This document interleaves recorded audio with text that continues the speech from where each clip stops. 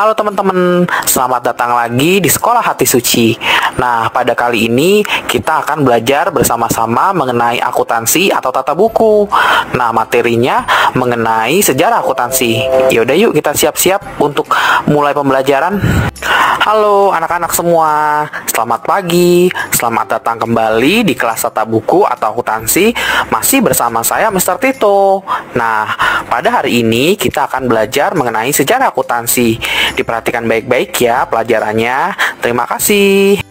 Nah, kalian tahu nggak sih teman-teman, pada awalnya kegiatan catat-mencatat suatu transaksi perdagangan dilakukan secara sederhana, yaitu dilakukan pada batu, kulit, kayu, dan sebagainya.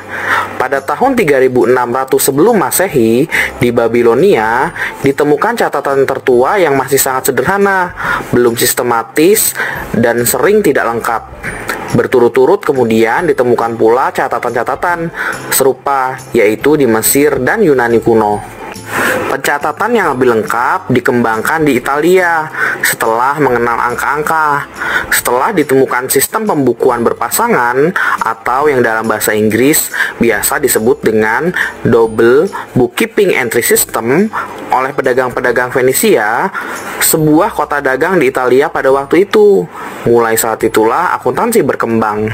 Pada tahun 1494 diterbitkan sebuah buku tentang pelajaran pembukuan berpasangan oleh seorang pemuka agama Katolik atau pastor dan juga ahli matematika bernama Luca Pacioli dengan bukunya yang berjudul Summa de Arithmetica Geometrica Proportioni et Proportionalita. Dalam buku tersebut terdapat bagian yang membahas tentang pelajaran pembukuan yang berjudul Tractatus de Computis et Scriptoris. Buku inilah yang kemudian menyebar ke seluruh Eropa Barat. Sistem pembukuan berpasangan tersebut kemudian berkembang dengan sistem yang menyebut asal negaranya seperti sistem Inggris, sistem Belanda, dan sistem Amerika Serikat. Sistem Belanda kemudian dikenal dengan istilah tata buku dan sering pula disebut sebagai sistem kontinental. Sistem pembukuan yang digunakan oleh negara Inggris dan Amerika Serikat disebut dengan sistem Anglo-Sakson. Pada pertengahan abad ke-18 terjadi revolusi industri di Inggris yang mendorong pula perkembangan akuntansi yang sangat pesat. Kiblat perdagangan yang semula di Venesia kemudian beralih ke negara Inggris. Pada waktu itu para manajer di Inggris ingin mengetahui biaya produksinya.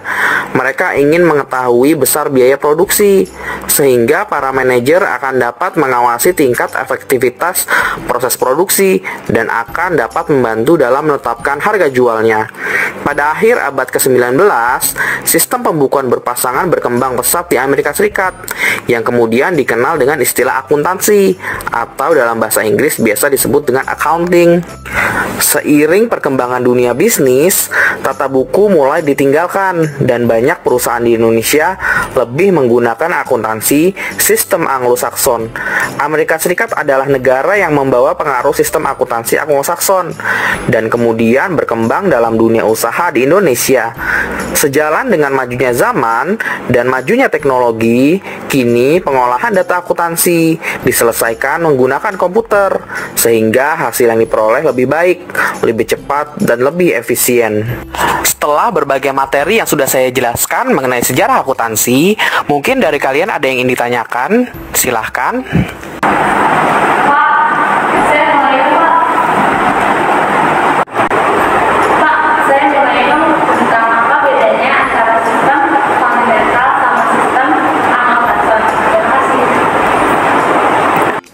Sekarang kita akan lihat perbedaan antara sistem kontinental dengan sistem Anglo-Sakson. Yang pertama, objek perbedaannya adalah buku harian.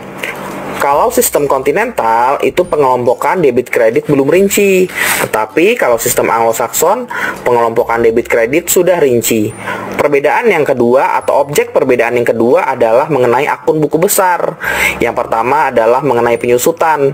Kalau sistem kontinental, penyusutan menggunakan akun cadangan dan dicatat di kredit. Sedangkan sistem Anglo-Saxon, penyusutan menggunakan akun beban penyusutan dan dicatat di sisi debit. Lalu perbedaan yang ketiga adalah mengenai akun campuran. Kalau sistem kontinental menggunakan akun campuran, sedangkan sistem Anglo-Saxon tidak menggunakan akun. Yang ketiga adalah prefer. Kalau di sistem kontinental, prefer terdapat penyetoran prefer, tetapi kalau di sistem Anglo-Saxon tidak terdapat penyetoran prefer. Perbedaan yang ketiga atau objek perbedaan yang ketiga adalah neraca lajur. Kalau sistem kontinental, arsip disimpan sebagai dokumen. Tapi kalau di sistem Anglo-Saxon, neraca lajur, arsip tidak disimpan karena hanya sebagai alat bantu. Lalu, objek perbedaan yang terakhir atau yang keempat adalah laporan keuangan. Kalau sistem kontinental itu terdiri atas yang pertama neraca, yang kedua laporan perhitungan laba rugi, yang ketiga adalah laporan perubahan modal. Nah, kalau sistem Anglo-Saxon, laporan keuangannya terdiri dari yang pertama neraca, yang kedua laporan perhitungan laba rugi, yang ketiga laporan perubahan modal, yang keempat laporan arus kas, yang kelima laporan dana, dan yang keenam adalah laporan catatan keuangan. Itulah pembahasan mengenai perbedaan antara sistem kontinental dengan sistem Anglo-Saxon ya, teman-teman.